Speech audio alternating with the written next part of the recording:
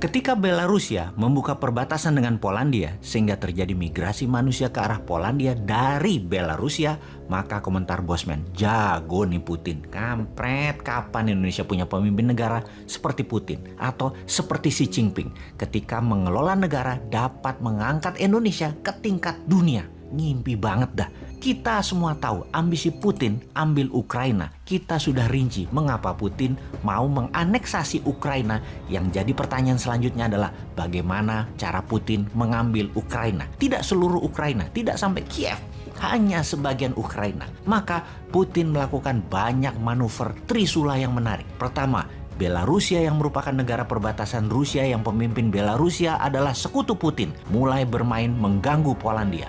Belarus dibikin atau dikonflikkan dengan Polandia sehingga warga Belarusia hijrah migrasi keluar Belarusia ke Polandia. Tujuannya ya pastinya membuat tentara NATO dari Eropa Barat mau ke Ukraina jalan darat jadi nggak bisa. Mau masuk lewat Belarusia ya bakal tidak dikasih karena lagi konflik. Saat ini sekutu NATO hanya Amerika dan Inggris yang stand alone, tidak terpengaruh gas Rusia. Sementara Jerman, Prancis, Spanyol, dan negara Eropa Barat lainnya, energi gasnya bergantung pada Rusia bahkan lebih dari 60%. Efeknya, ketika mereka mau masuk ke Belarusia atau membela Ukraina, diancam oleh Rusia dengan gas Rusia. Sejauh ini, Jerman belum berani dan negara Eropa lainnya tidak berani bergerak ke Ukraina mendukung Inggris dan Amerika karena tekanan gas Nord Stream 1 dan Nord Stream 2 milik Gazprom Rusia dikendalikan mati nyalanya oleh Rusia. Eropa Barat jadi nggak berani bergerak mereka saat ini. Kapal selam Rusia sudah masuk ke Laut Baltik. Militer Rusia jaga di Laut Baltik. Kalau NATO mau masuk hanya bisa lewat udara dengan kapal induk yang ada di posisi Laut Atlantik. Ini sangat jauh dan sangat mudah diintersep. Di sisi selatan Ukraina yaitu Laut Mati atau Dead Sea, ada negara Turki yang merupakan sekutu Putin. Erdogan sejak dikudeta Amerika yang digagalkan oleh Rusia,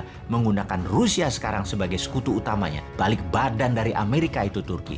Jadi NATO menyerang Rusia atau Ukraina dari selatan, pasti Turki tidak akan kasih wilayah udaranya ke NATO. NATO hanya bisa masuk dari Gibraltar atau dari Italia yang pasti kejauhan. Dari Samudra Atlantik, dari Swedia atau dari Jerman juga nggak gampang. Ukraina saat ini sitting duck bagai bebek yang tinggal dieksekusi oleh Rusia. Sulit untuk menolong Ukraina. Strategi hebat Putin sulit dilawan. Ukraina mangsa lemah yang tidak ada yang bisa menolong dari cengkraman Rusia. Lewat udara sudah diblok di Polandia dan Belarusia. Eropa Barat ditekan melalui gas. Amerika Inggris hanya bisa serang dari Gibraltar atau dari utara Belarusia, dari Latvia. Jadi kesimpulan, lupakan NATO, Anda kalah strategi sama Putin. Apa efek perang Ukraina tersebut? Kita semua tahu harga minyak mentah di tahun 2021 naik 50% menjadi di harga sekarang sekitar $77 per barelnya. Setiap kenaikan $1, Rusia untung mendekati angka $1 billion per harinya dari minyak tersebut. Ketegangan Ukraina akan membuat minyak mentah dan harga gas naik. Ditarget naik 20%-an dari nilai sekarang ke arah $100 per barelnya. Rusia untung dari dua sisi, untung dari harga minyak dan gas, serta dapat Ukraina kalau perang terjadi antara sekutu versus Rusia. Rusia saat ini di atas angin. Di sisi lain, perang pasti berlangsung cepat. Rusia pasti tidak ambil Kiev, tapi mungkin sampai perbatasan Kiev. Lalu dunia akan resesi, slow down ekonominya ketika harga minyak ke $100 per barel. Slowdown ekonomi jadi berkepanjangan setelah COVID membuat manufaktur industri melambat. Ditambah perang Ukraina di ujung mata. Perang Ukraina akan berefek memukul ekonomi dalam negeri Tiongkok pastinya.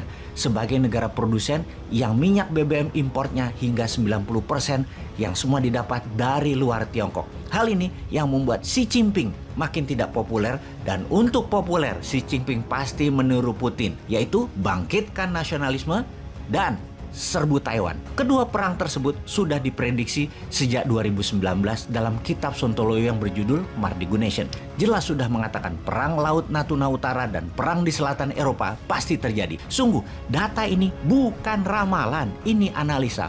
full data sebelum membuat analisanya. Rusia dengan strategi Morishkova 2.0 memang punya rencana besar di Eropa dan merinci bagaimana mengambil Crimea, melepas Inggris Brexit dari Uni Eropa, melepas bangsa Katalan agar mereka merdeka dari Spanyol, mendukung separatis Baski, mendukung separatis timur Ukraina anti Kiev. Semua strategi jangka panjang oleh Putin dikerjakan desainnya sejak lama.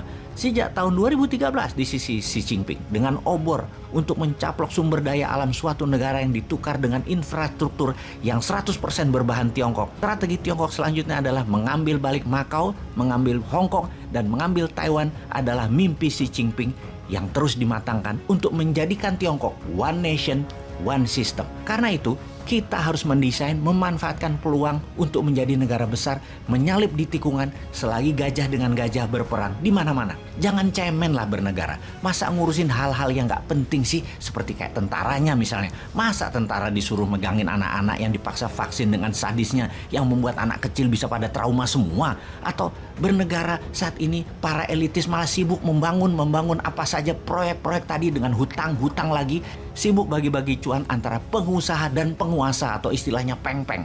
Sibuk atur-atur kebijakan proyek untuk mereka belah-belah di atas sana. Rakyatnya hanya dikasih info dari buzzer seakan apa yang pejabat kerjakan tidak melanggar sumpah jabatan walau KKN. Dengan buzzer, rakyatnya dibikin gak paham bernegara dan tidak tahu berita luar negeri bahwa dunia mau perang yang padahal bisa dimanfaatkan untuk Indonesia berdaulat.